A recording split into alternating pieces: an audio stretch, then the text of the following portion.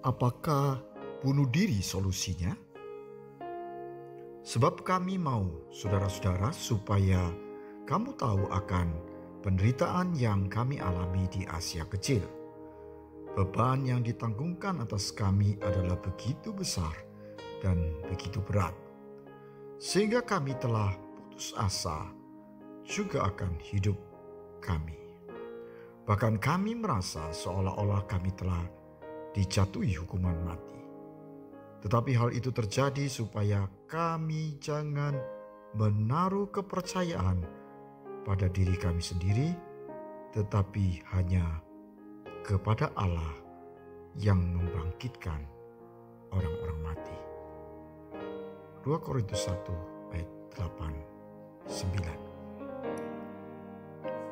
Seorang artis K-pop Korea yang menjadi idola banyak remaja putri bernama Junghyun kedapatan mengakhiri hidupnya dengan bunuh diri.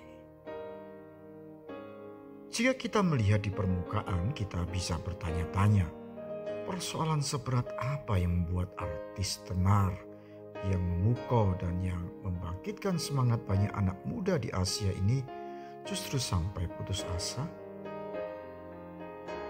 Mungkinkah persoalannya sebegitu berat sehingga bunuh diri menjadi solusinya?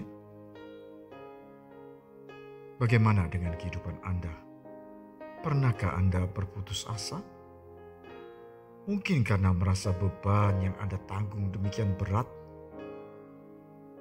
Rasul Paulus di dalam suratnya untuk jemaat Korintus pada bacaan di atas memberitahukan kepada kita bahwa ia pernah mengalami keadaan putus asa.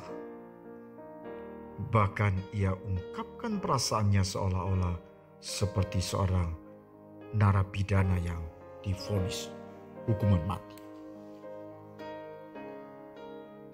Mungkin apa yang Anda alami belum seberat yang Rasul Paulus alami.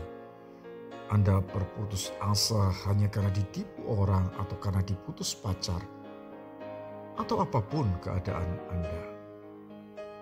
Kalau Rasul Paulus saja yang di dalam hidupnya secara dramatis dalam penglihatan pernah bertemu secara khusus dengan Tuhan Yesus dan pernah juga dipakai secara mujizat menyembuhkan orang sakit, mengalami rasa putus asa, maka dapat dimaklumi jika sebagai manusia biasa kita juga diizinkan mengalami perasaan putus asa.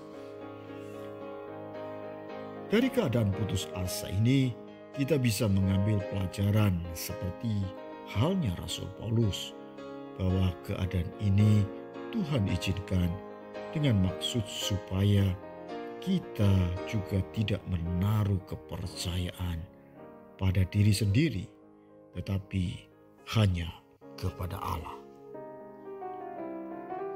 Menurut saya, pelajaran menaruh harapan penuh kepada Tuhan tidak dapat dialami saat mendengar khotbah, tetapi harus mengalami sendiri satu keadaan krisis, sehingga kemudian timbul satu kesadaran bahwa usaha dan kekuatan Anda terbatas. Melalui saat-saat ujian seperti inilah, Anda bisa mengalami kuasa Tuhan, sehingga Anda bisa dengan penuh kesadaran setelah melewati masa krisis dan berkata, tidak ada yang mustahil bagi Tuhan dan tidak ada yang mustahil bagi orang yang berharap kepadanya. Kekuatan otot terbentuk karena angkat beban setiap hari. Demikian juga kekuatan rohani terjadi karena masalah setiap hari.